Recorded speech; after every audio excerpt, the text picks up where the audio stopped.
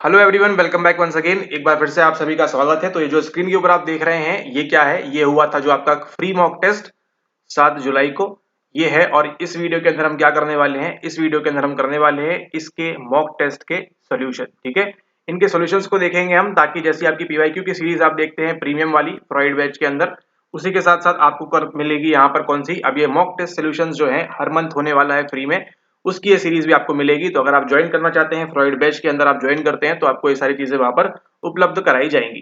देखते हैं यहाँ पर हिंदी की पीडीएफ इसकी अज्यूम करते हैं आपके पास ऑलरेडी होगी, तो उसके साथ साथ में आप देखते जाइएगा और उसी के साथ साथ यहाँ पर आपको एक्सप्लेन भी करते जाएंगे। यहाँ पे जो कंप्लीटली चलेगा अभी पीडीएफ, ये आपकी अंग्रेजी में रहने वाली है। सबसे पहले देखते हैं सवाल नंबर 1 क्या पूछ रहा है, इसको मार्क करते जाइएगा। अगर आपने मॉक टेस्ट देना छूट गया था आपका, भूल गए थे, तो अभी आप साथ साथ में दे सकते हैं। Which of the following will make a rat learn quickly to come out of the maze? यानी कि चूहा जो है सबसे जल्दी मेज के बाहर कब आएगा, कौन से रीइंफोर्समेंट में आएगा, ऐसा कह रहे हैं।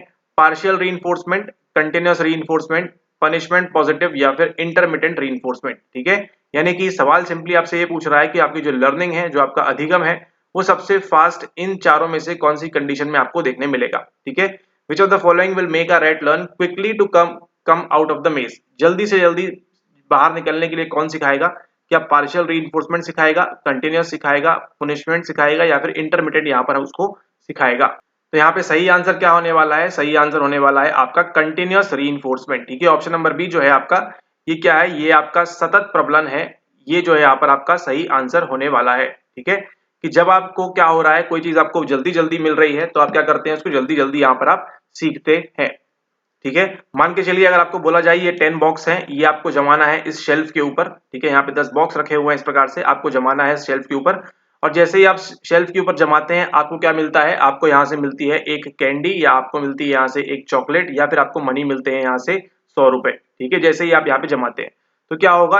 अगर आपको डेली किया जाएगा, ये first day, second day, third day, fourth day, fifth day कर किया जाएगा, तो आप क्या करेंगे? आप इसको जल्दी जल्दी सीखेंगे। ठीक है, और आप जो है इसको जल्दी जल्दी करने का प्रयास करेंगे कि जैसे ही आपके पास 100 रुपए आएंगे, कैंडी आएगी, आपको क्या मिलेगा? रीइंफोर्समेंट मिलेगा और आपको वहां पे आनंद की अनुभूति होगी। यहाँ पे सही आंसर क्या होगा? कंटिन्यूअस रीइंफोर्समेंट आपका जो है यहाँ पर सही आंसर होने वाला है। ठीक है, पार्शियल रीइंफोर्समेंट नहीं होगा। क्यों? क्योंकि देखिए यहाँ पर क्या होगा, आपने पहले दिन सीखा और सेकेंड डे मान के चलिए आपका क्या हुआ? सेकेंड डे जो आपका मालिक था उसने क्या किया? उसने आपको ना 100 रुपए दिया, ना कैंडी दी, ना चॉकलेट दी आपको। तो बताइए कि आप थर्ड डे आएंगे इसको करने के लिए? पॉसिबल नहीं है आप उसको करने के लिए आएंगे। ठीक है, तो ध्यान रखिएगा, जब भी आपको क्या करना होता है, सिखाना होता है, तो आप कंटिन्यूअस का इस्तेमाल करेंगे, कंटिन्यूअस रीइंफोर्समेंट का इस्तेमाल करेंगे। और जब क्या करना होता है आपको, जब आपको एक्सटिंक्शन वगैरह आपको कम देखने मिलेगा, वो कौन सा होता है? वो होता है आपके पार्शियल रीइंफोर्समेंट के केस में। ठीक है, तो आगे अगर सवाल आएगा उससे संबंधित तो उसको हम डिस्कस करेंगे वहां पर। ठीक है, सही आंसर क्या होने वाला है आपका यहाँ पर? Option number B, continuous reinforcement.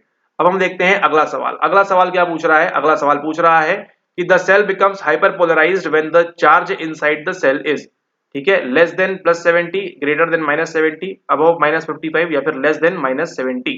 ठीक है, कहां से लिया गया है ये टॉपिक? ये लिया गया है आपकी यूनिट नंबर 4 से, जहां पे आप पढ़ते हैं न्यूरल इंपल्स और उस सब के बारे में। ठीक है, तो the cell becomes hyper polarised.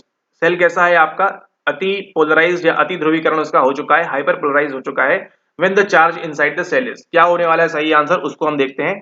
उससे पहले देखिए, आपको मालूम होना चाहिए कि इस प्रकार की क्या बनती है। इस प्रकार की आपकी बनती है यहाँ पर टेबल। ठीक है, टेबल बनती है इस प्रकार की यहाँ पर, और यहाँ से आपका क्या रहता है? ये जो रहती है आपकी कौन सी अवस्था रहती है? ये रहती है आपकी रेस्टिंग स्टेट। ठीक है, रेस्टिंग स्टेट रहती है। ये जो आपकी कौन सी है, इसको हम क्या कर देते हैं ऐसी, मान के चलिए ये आती है आपकी थ्रेशोल्ड वाली अवस्था। और फिर यहाँ पे आपको +30 मिलीवोल्ट के आसपास क्या मिलता है आपको? यहाँ पर डीपोलराइज्ड आपको यहाँ पर देखने मिलता है। ठीक है, आप रेस्टिंग स्टेट में रहते हैं, यहाँ से ऐसे उठता है, ये जाता है और ये फिर इस प्रकार से नेक्स्ट यहाँ पे आगे खत्म होता है, ऊपर जाके फिर आप रेस्टिंग स्टेट में आएंगे। ठीक है, तो ये जो जाते हैं आप यहाँ पर, जहाँ पे आपका डीपोलराइज कंप्लीटली हो गया है, कब होता है? ये होता है आपका +30 मिलीवोल्ट के ऊपर। ध्यान रखिएगा इसको। ठीक है, कराया हुआ है लेक्चर में, +30 के ऊपर होता है। ये जो देख रहे हैं थ्रेशोल्ड, आप देख रहे हैं कितना होता है? -55 मिलीवोल्ट पे होता है। ठीक है, -55 मिलीवोल्ट पे आपका जो है ये थ्रेशोल्ड होता है। -70 मिलीवोल्ट पे क्या होता है? -70 मिलीवोल्ट पे आपका रेस्टिंग स्टेट होती है। ये जो अवस्था है कौन सी आपकी? ये रेस्टिंग स्टेट होती है। और यहाँ पर आप नीचे देखेंगे -70, यहाँ कहीं पे देखेंगे आप। ठीक है, या इसके नीचे -80 कर देते हैं। ठीक है, तो ये कौन सी अवस्था होती है? यहाँ पर आपका होता है हाइपर पोलराइज्ड। ठीक है, ये नहीं होना चाहिए था यहाँ पे, ये लाइन, ये लाइन। ठीक है, तो -70 के नीचे जब आप आते हैं तो क्या होता है आपका यहाँ पर हाइपर पोलराइज्ड यहाँ पर हो जाता है। ठीक है, ये अवस्था कौन सी है, ये आपकी हाइपर पोलराइज्ड की है, इसको आप यहाँ पर ध्यान रखेंगे, क्योंकि अभी सेल के अंदर चार्ज देखिए कितना है, -80 यहाँ पहुंच गया है, -80 मिलीवोल्ट। तो आप बताइए -70 से ग्रेटर है -80 मिलीवोल्ट या कम है ना? बट ऑब्वियसली बात है ग्रेटर है, यहाँ पर -70 आता है, उसके बाद -80 आता है। थोड़ा सा आपको नंबर लाइन मालूम होनी चाहिए सवाल को सॉल्व करने के लिए। तो यहाँ पे सही आंसर क्या होने वाला है आपका, option number B, greater than -70 millivolt. ठीक है, क्योंकि -55 पे हमको मालूम है क्या होता है, हमारा थ्रेशोल्ड टकराता है, +30 मिलीवोल्ट पे क्या होता है, हमारा सेल जो है वो डीपोलराइज्ड हो जाता है। ठीक है, द्विध्रुवीकरण उसका जो है यहाँ पर डीपोलराइज्ड यहाँ पर हो जाता है। -55 में क्या है, थ्रेशोल्ड हमारे पास है। -70 पे क्या होता है, -70 मिलीवोल्ट पे क्या होता है, इसकी जो है रेस्टिंग अवस्था होती है, रेस्टिंग स्टेट में होता है कौन, हमारा सेल। ठीक है, लेकिन यहाँ पे क्या पूछा है, charge inside the cell is, तो अभी चार्ज इनसाइड द सेल अभी कितना है, -70 मिलीवोल्ट है, और -70 मिलीवोल्ट में क्या होता है, ये रेस्टिंग अवस्था में होता है। ठीक है, लेकिन जैसे ही ये क्या होगा, -70 से नीचे जब जाएगा तो उसको हम क्या बोलते हैं, -80 या -90, 82 पे जब ये जाता है तो इसको हम क्या बोलते हैं, इसको हम बोलते हैं हाइपर पोलराइज्ड। ठीक है, हमारा सेल जो है हाइपर पोलराइज हो चुका है, यानी कि उसके अंदर -70 मिलीवोल्ट से ज्यादा का जो है करंट वहां पर दौड़ रहा है या भाग रहा है। ठीक है, तो सही आंसर क्या होने वाला है आपका, ऑप्शन नंबर बी, यहाँ पर ग्रेटर देन -70 मिलीवोल्ट जब होगा आपका, तो आपका जो सेल है वो उसको हम कहेंगे कि क्या हो चुका है, वो आपका हाइपर पोलराइज हो चुका है। ठीक है, लेस देन +70 यहाँ दिया हुआ है, तो लेस देन +70 तो बात ही नहीं, क्योंकि आपका जो ये वाला है एक्सचेंज पोटेंशियल 30 मिलीवोल्ट के आसपास यहाँ जनरेट हो रहा है, और लेस देन +70 मतलब यहाँ पे +70 की बात हो रही है, तो सुटेबल ऑप्शन नहीं है यहाँ पे। ठीक है, क्योंकि आपके पास बाकी ऑप्शंस भी दिए हुए हैं। अबव -55, अबव -55 देखिए क्या होगा, -55 के ऊपर तो ये आ रहा है, तो यहाँ पर तो हाइपर पोलराइज्ड होता नहीं है, और लेस देन -70 से लेस देन, ठीक है, ये भी आपका यहाँ पर नहीं होने वाला है। कितना होगा वो, ग्रेटर देन -70 मिलीवोल्ट जब आपका होगा, तभी हम कहेंगे कि आपका जो सेल है क्या हो चुका है, वो आपका हाइपर पोलराइज्ड यहाँ पर हो चुका है। ठीक है, ऑलराइट, अब हम देखते हैं थर्ड सवाल। थर्ड सवाल क्या पूछ रहा है when new information interferes with retrieval of old information is called as. ठीक है, जब क्या हो रहा है, नई जानकारी, नई सूचना इंटरफेयर कर रही है किसके साथ, रिट्रीवल ऑफ ओल्ड इंफॉर्मेशन, यानी कि आपने मान के चलिए पहले सीखा था आपने किसके बारे में, पहले सीखा था आपने यहाँ पर एक्स चीज के बारे में। ठीक है, अब क्या हो रहा है, अब आप सीख रहे हैं यहाँ पर वाई चीज के बारे में, तो अब क्या हो रहा है, आपको जो है इंटरफेरेंस यहाँ पर हो रहा है व्हेन न्यू इन्फॉर्मेशन, ये जो आपकी न्यू इन्फॉर्मेशन है इंटरफेयर कर रही है रिट्रीव करने के लिए ओल्ड इन्फॉर्मेशन, इसके बारे में। मतलब आपने पढ़ा था पहले साइकोलॉजी को और कुछ ही, लेकिन हमारे साथ आप पढ़ रहे हैं साइकोलॉजी को क्या है।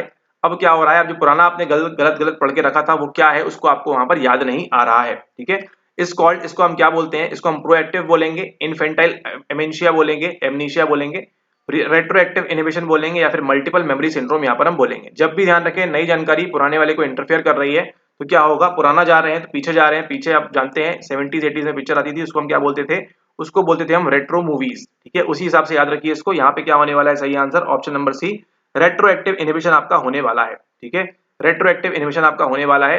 अब प्रोएक्टिव में क्या होगा, जब आपको जो है पुरानी जानकारी की वजह से आप नया इन्फॉर्मेशन गैदर करने में पॉसिबल नहीं रह पाएंगे या याद नहीं कर पाएंगे, तो आपका होगा प्रोएक्टिव वाला। अब यहाँ देखिए इन्फेंटाइल एमनीसिया क्या होता है, जब आपको बताया हुआ था है कि आपको जब 2 से 3 वर्ष के आप होते हैं, वो वाली मेमोरी देखिए आपकी इरेज हो चुकी है। आप याद करिए 2 वर्ष में आप क्या पहनते थे, 3 वर्ष में आप क्या पहनते थे, या फिर 1 वर्ष के आसपास या उससे आसपास क्या पहनते थे, नहीं। लेकिन आपको देखिए ये वाली जो एज है, इसके बाद आपको ध्यान रहता है कि आप कौन सी स्कूल में गए, क्या आपने किया क्या नहीं किया, वो सब चीजें आपको याद रहती है। और जो पहले का याद नहीं रहता उसको हम क्या बोलते हैं, उसको हम बोलते हैं यहाँ पर आपका इनफेंटाइल एमनीशिया। ठीक है, यहाँ पे सही आंसर क्या होने वाला है आपका, option number C, retroactive inhibition. अगला सवाल देखिए, सवाल नंबर 4, the department of psychology in India was first established in, कब एस्टेब्लिश किया गया था, 1904 में, 1916 में, 1956 में, या फिर 1898 में। यहाँ पे काफी लोगों ने जो है गड़बड़ी की है। सही आंसर क्या है इसका, बताया भी हुआ था कई बार आपको, सही आंसर क्या है इसका, सही आंसर इसका आपका 1960। ठीक है, 1916 लखनऊ पैक्ट, लखनऊ समझौता के आसपास ही आपका जो है यहाँ पर क्या हो रहा है, यहाँ पर आपका जो है department of psychology in India establish की गई थी first time department of psychology establish की गई थी कब, आपके 1916 के अंदर। ठीक है, 1904 में चार्ल्स स्पीयरमैन खेल रहे थे अपना। ठीक है, 56 में क्या हुआ पता नहीं, 1898 में आप जानते हैं पाउलो वगैरह वहां पर काम कर रहे थे। लेकिन साइकोलॉजी डिपार्टमेंट की बात करें इंडिया में कब स्टेब्लिश की गई, आपकी 1916 में यहाँ इसको स्टेब्लिश किया गया। अब हम देखते हैं अगला सवाल। अगला सवाल देखिए, रॉबर्ट वॉज फोर्स्ड, अच्छा सवाल है, इस प्रकार से आपको देखिए दिसंबर में पूछा गया था। Robert was forced to take out his clothes while ragging in college as he watches all his friends did the same is an example of। यहाँ पे एक इसका एग्जाम्पल है, ये आपसे पूछ रहे हैं, ठीक है। Robert was forced to take out his clothes while ragging in college as he watches all his friends did the same is an example of compliance, obedience, conformity या फिर पीयर प्रेशर। यहाँ पर क्या हो रहा है, क्या हो रहा है, जरा थोड़ा सा दिमाग लगाने का प्रयास करें। यहाँ पर कंप्लायंस हो रहा है क्या, ओबीडियंस हो रहा है क्या, कन्फर्मिटी हो रही है क्या, फिर पीयर प्रेशर यहाँ पर हो रहा है क्या, ठीक है। रॉबर्ट जो था वॉज फोर्स्ड, देखिए पहले स्टेटमेंट में ही आपका आंसर छुपा हुआ है, रॉबर्ट वॉज फोर्स्ड, ठीक है। रॉबर्ट को क्या किया गया, फोर्स किया गया। फोर्स कौन करेगा, कंप्लायंस में आप फोर्स करते हैं क्या, ओबीडियंस में आप फोर्स करते हैं, कन्फर्मिटी में फोर्स करते हैं या फिर पीयर प्रेशर में आप फोर्स करते हैं। बताइए फोर्स कहां पर आपने देखा कि किस वाली कंडीशन के अंदर आपको इन तीनों में से फोर्स देखने को मिलता है, ठीक है। फोर्स यानी कि प्रेशर देना, प्रेशर कौन देगा, बट ऑब्वियस सी बात है आपकी अथॉरिटी जो है वो आपको प्रेशर देगी, ठीक है। फोर्स देखिए मिलग्राम वाले एक्सपेरिमेंट में आपको केवल फोर्स देखने की बात मिलती है, जहां पे जो डॉक्टर था बोल रहा था कि नहीं आपको करना पड़ेगा, यू आर ऑथराइज्ड, मतलब आपको करना पड़ेगा, आप यहाँ पर आए हो करना पड़ेगा। तो यहाँ पे सही आंसर क्या होगा आपका, ओबीडियंस यहाँ पर होने वाला है, यानी कि आज्ञा पालन जो है वो यहाँ पर होने वाला है। क्योंकि देखिए क्या हो रहा है कॉलेज के अंदर, यहाँ पर रैगिंग हो रही है। रैगिंग के लिए देखिए कभी अगर आपने सुना हो, देखा हो, ठीक है, तो क्या होता है, सामने वाला व्यक्ति, आप यहाँ पे खड़े हैं, अगर आपकी रैगिंग कर रहा है तो सामने जो व्यक्ति खड़ा है वो क्या करेगा, वो आपको यहाँ पर फोर्स करेगा कि आप जो है इस प्रकार का बिहेव करो या इस प्रकार की चीजें करो, ठीक है। तो आंसर तो आपको यही मिल गया, ओबीडियंस। अब देखते हैं आगे क्या बोल रहा है, was force to take out his clothes, ठीक है, कपड़े निकालने के लिए कहा गया उसको, वाइल रैगिंग, रैगिंग के दौरान, इन कॉलेज, ठीक है, कॉलेज के अंदर, ठीक है, as he watches all his friends did the same is an example of. अब यहाँ पर देखिए थोड़ा सा ट्रिकी सवाल घुमाने का प्रयास किया गया था, लेकिन आंसर आपका स्टिल सेम रहेगा, as he watches all his friends did the same is an example of. अब ये क्या कर रहा है, यहाँ पर देख भी रहा है कि उसके जो बाकी के दोस्त हैं, इसने भी जो है पहले यहाँ पर कपड़े जो है अपने निकाले हुए हैं रैगिंग के दौरान, ठीक है। ये तो अलग बात है, यहाँ पर देख रहा है, ठीक है। लेकिन यहाँ पे पहला स्टेटमेंट क्या है, रॉबर्ट वॉज फोर्स्ड। रॉबर्ट के कंटेक्स्ट में हम बात करेंगे तो उसको क्या किया गया है, उसको फोर्स किया गया है। फोर्स कहां से आएगा, हमेशा ओबीडियंस से आएगा, ठीक है। ऑथोरिटी फिगर जो है क्या करेगा, आपको हमेशा फोर्स करेगा, आपको हमेशा ओबीडियंट रहने की बात करेगा फोर्स अप्लाई करके, ठीक है। नाजी विक्टिम जो थे, नाजी वाला, वो ध्यान रखिएगा एग्जाम्पल आप, ठीक है। और जो भी होलोकॉस्ट में हुआ वहां पे क्या किया गया, अथॉरिटी फिगर था वहां पर हिटलर, उसने क्या किया, उसने फोर्स किया उन सिपाहियों को बोलने के लिए कि आप जो है इनको मारो, जलाओ और ये सब चीजें यहाँ पर करो। यहाँ पे सही आंसर क्या है, ओबीडियंस। थोड़ा सा आपको दिमाग लगाना पड़ेगा, थोड़ा सा ट्रिकी सवाल था, सही आंसर आपका है ओबीडियंस, ठीक है। ओके, अब देखते हैं अगला सवाल, सवाल नंबर 6। Dash propose that thoughts, actions and feeling interact with one another and so they are influenced by biological, interpersonal, cultural and systematic context, ठीक है। यहाँ पे सही आंसर क्या होने वाला है, यहाँ पे सही आंसर है आपका, यहाँ पर ये आपको कराया भी हुआ था ये वाला मॉडल के बारे में, जहाँ आपको बताया था 6-7 प्रकार की चीजें होती हैं, biological, interpersonal, cultural and systematic context. यहाँ पे सही आंसर क्या है आपका, option number D, Brook Harris, यहाँ पर, ठीक है। ब्रूक हैरिस का जो मॉडल है यहाँ पर, वो यहाँ पे सही आंसर है ब्रूक हैरिस का, ठीक है। ना ही अर्नल्ड लजारस का है, मार्शा एम लाइनहैन की भी नहीं है यहाँ पर, और ना ही आपका प्रोचास्का एंड डी क्लेमेंट का आपका ट्रांस थ्योरेटिकल मॉडल है। इनका कौन सा है, इनका आपका ट्रांस थ्योरेटिकल मॉडल है, ठीक है। आपको बार बार पूछ रहा है नेट वाला, ठीक है, तो ये ध्यान रखें। यहाँ पर पेपर के अंदर आपको 2 बार कंटिन्यूसली रिपीट किया गया है प्रोचास्का एंड डी क्लेमेंट के बारे में, तो अब संभावना यह है कि आपका ब्रूक हैरिस को अब जल्दी से जल्दी वेलकम करेंगे। लेकिन आप हमारे लेक्चर्स देख रहे हैं, कर रहे हैं यहाँ पे, तो टेंशन वाली कोई भी बात नहीं है, बस जो करा रहे हैं उसको आप करते जाएं। अगला सवाल देखते हैं, the method of reinforcement when reward is given after every 2 months can be called as. Reward कब मिल रहा है, आसान सवाल है वाला, 7 नंबर का सवाल, ठीक है। Fixed ratio, fixed interval, ratio interval या फिर फिक्स्ड रेशियो। सही आंसर क्या होने वाला है आपका यहाँ पर, फिक्स्ड इंटरवल, क्योंकि यहाँ पे किसकी बात है, एवरी 2 मंथ्स। जैसे ही मंथ आ जाएगा क्या आ जाएगा आपका यहाँ पर, टाइम आ जाएगा। टाइम क्या है आपका यहाँ पर, फिक्स है ना। 2 महीने का समय के बाद अभी देंगे, देन 2 महीने के बाद देंगे, देन 2 महीने के बाद देंगे, देन 2 महीने के बाद देंगे। तो यहाँ पे देखिए क्या फिक्स है, एक चीज टाइम फिक्स है यहाँ पर, ठीक है। 60 डेज के बाद आप क्या करेंगे, मेथड ऑफ रीइंफोर्समेंट आप यहाँ पर दे रहे हैं, ठीक है। रेशियो नहीं है, रेशियो में क्या करते हैं आप बोलेंगे कि आप ये 100 बुक्स जमा के रखेंगे तब आपको मिलेगा रीइंफोर्समेंट, ठीक है। उसके पहले आपको नहीं मिलेगा। यहाँ पे सही आंसर क्या है, option number B, fixed interval यहाँ पर। अब देखते हैं अगला सवाल क्या बोल रहा है, अगला सवाल बोल रहा है, who is the founder of analytical psychology, ठीक है। एनालिटिकल साइकोलॉजी के जो है आपके विश्लेषणात्मक मनोविज्ञान जो है उसके फाउंडर कौन है। ऑप्शन दिया है कार्ल जंग, अल्फ्रेड एडलर, थॉमस डेसाज या फिर हेनरी स्टार्क सुलिवान। यहाँ पे सही आंसर क्या है आपका, who is the founder of analytical psychology, तो क्या आएगा आंसर आपका, आंसर आएगा आपका कार्ल जंग, ठीक है। वो एनिमा, एनिमस, वो सब चीजें जो बताते हैं कार्ल जंग, वही आपके कार्ल जंग कौन है, आपके एनालिटिकल साइकोलॉजी के फाउंडर यहाँ पर है, ठीक है। अल्फ्रेड एडलर नहीं है, थॉमस डेसाज भी नहीं है और हेनरी स्टार्क सुलिवान भी नहीं है। ये कौन है, ये आपके नियो फ्रॉइडियन है, ठीक है। नियो फ्रॉइडियन है कौन, आपके हेनरी स्टार्क सुलिवान। ये था आपका सवाल नंबर 8। अब हम देखते हैं अगला सवाल, सवाल नंबर 9। ये क्या बोल रहा है, ये बोल रहा है with reference to the ashramas. देखिए आपकी यूनिट नंबर 1 में इस प्रकार का सवाल आपको देखने मिलेगा जल्द से जल्द। Unit number 1 stages of life के बारे में बात कर रहे हैं। आपके जीवन में कौन कौन से चरण हैं, संन्यास, गृहस्थ, वनप्रस्थ और आपका ब्रह्मचर्य यहाँ पर। ठीक है, तो यहाँ पे पूछ रहे हैं आपसे arrange the following in chronological order, यानी कि पहले क्या होता है, फिर क्या होता है, फिर क्या होता है और फिर क्या होता है, ये आपको यहाँ पर जमाना है। तो यहाँ पर देखिए कभी ना कभी सुना होगा आपने, सबसे पहले किसकी बात करते हैं हम, सबसे पहले बात करते हैं हमारे ब्रह्मचर्य की। ठीक है, सबसे पहले हमको क्या करना है, हम कौन से आश्रम में रहते हैं, हम रहते हैं ब्रह्मचर्य आश्रम में हम रहते हैं सबसे पहले।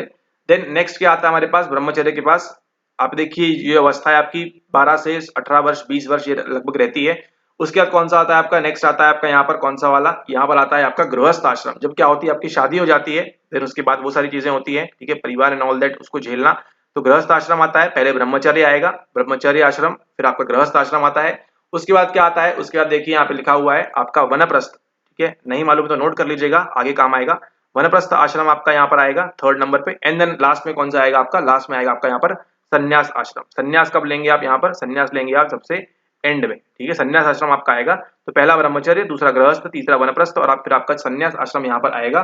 तो उस हिसाब से आपका जो सही आंसर है वो कौन सा होता है, यहाँ पर सही आंसर होता है आपका यहाँ पर ऑप्शन नंबर सी 4231। 4 देखिए ब्रह्मचर्य, गृहस्थ आपका सेकंड, फिर 3 आपका वनप्रस्थ और फिर 1 आपका यहाँ पर संन्यास आश्रम रहता है। ठीक है, सही आंसर क्या है आपका ऑप्शन नंबर सी।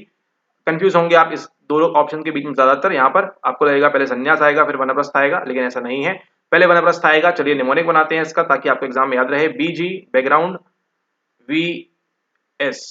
ठीक है, बीजी वी एस, ये क्या हो गया, बैकग्राउंड, वनप्रस्थ और संन्यास। ठीक है, ऐसे आप इसको यहाँ पर ध्यान रख सकते हैं। बीजीवीएस ये क्या है, आपके आश्रम्स ऑफ लाइफ है या फिर स्टेजेस ऑफ लाइफ है आपके इंडियन साइकोलॉजी में, आपको ये सब देखने मिलता है और ये सब बातें की गई है। ठीक है, अब हम देखते हैं अगला सवाल। सवाल नंबर 10 क्या बोल रहा है, understanding of others mental state and own mental state in a child which lacks in an autistic child is referred to as. यानी कि मेरे मन में क्या चल रहा है, थ्योरी ऑफ माइंड, और आपकी जो थ्योरी ऑफ माइंड है वो उसको बारे में जान रहे हैं, लेकिन ये कहाँ लैक होता है, एक ऑटिस्टिक बच्चे के अंदर ये चीज यहाँ पर लैक होती है। बिल्कुल भी जो है वहां पर सोशल जो है वो नहीं हो पाता है, इस वजह से मेटाकॉग्निशन नहीं है, मेटाकॉग्निटिव नॉलेज भी नहीं है, एम्पैथी भी नहीं है। सही आंसर क्या है इसका आपका option number B, theory of mind के बारे में। ठीक है, मन का सिद्धांत जो है आपका यहाँ पर ये क्या बोलता है, ये बोलता है कि आपको क्या करना है, आपको जो है अपने बारे में है ना अंडरस्टैंड, यहाँ पढ़िए क्या लिखा हुआ है। थ्योरी ऑफ माइंड क्या है, सिंपल सा यहाँ समझिए, understanding of others mental state, दूसरे की मानसिक अवस्था क्या है ना। अब यहाँ एक कोई बैठा है, उसकी मानसिक अवस्था क्या है, उसको घर वाले छोड़ गए हैं, उसकी बीवी छोड़ गई है, या फिर यहाँ पर बच्चे छोड़ गए हैं, फैमिली फ्रेंड्स छोड़ गए हैं, क्या इसकी मानसिक अवस्था है, क्या इसकी मेंटल स्टेट है, उसको समझना, अंडरस्टैंड करना। उसी के साथ साथ एंड ओन मेंटल स्टेट, अपने बारे में भी समझना है यहाँ पर कि मैं क्या सोच रही हूँ, क्या सोच रहा हूँ, क्या चाहता हूँ, चाहती हूँ, वो सब चीजें आप करना। ठीक है, in a child which lacks in an autistic child is referred to as, तो ये जो एक ऑटिस्टिक बच्चा होता है इसके अंदर ये चीज हमको यहाँ पर देखने नहीं मिलती है, और उसी को हम क्या बोलते हैं, उसी को हम यहाँ पर बोलते हैं हमारी थ्योरी ऑफ माइंड। मेटाकॉग्निशन तो ये है कि आप किसी चीज के बारे में और ज्यादा जान रहे हैं, वो सब चीजें हो रही है, वो यहाँ पे बिल्कुल भी सुटेबल नहीं है, और एम्पैथी तो यहाँ पर बिल्कुल भी नहीं है। ठीक है, सही आंसर क्या है आपके यहाँ पर, थ्योरी ऑफ माइंड यहाँ पर सही आंसर होता है। ठीक है, तो इसी के साथ इस वीडियो को समाप्त करते हैं। ये था आपका मॉक टेस्ट सोल्यूशन का पहला वीडियो। ठीक है, और अगले वीडियो में मिलेंगे और बात करेंगे आपके सेकंड नंबर वीडियो के अंदर। ठीक है, आगे के सवाल जो है आपके हैं सवाल नंबर 11 से 20 जो है आगे हम ऐसे करते चलेंगे और इसको हम कवर करेंगे 10 पार्ट्स के अंदर। ठीक है, ऑलराइट, तो अगर आप बाकी के 9 पार्ट्स देखना चाहते हैं तो आप ज्वाइन कर सकते हैं फ्रॉइड बैच के अंदर, या फिर स्पेशली आप जो है केवल मॉक टेस्ट सोल्यूशन का जो पार्ट है इसको आप यहाँ पर ले सकते हैं, परचेज कर सकते हैं। केवल आपको यहाँ पर मॉक टेस्ट के सोल्यूशन आपको यहाँ पर मिल जाएंगे पर मॉक आपको। ठीक है, उसके लिए आपको यह नंबर दिया है, इस पर संपर्क करके आप जो है वहां से बात कर सकते हैं। ठीक है, ऑलराइट, तो मिलते हैं आपसे नेक्स्ट वीडियो में। स्टार्ट करेंगे हम क्वेश्चन नंबर 11 से और देखेंगे क्वेश्चन नंबर 20 तक। Alright, okay, thanks for watching the video, have a nice day ahead, take care.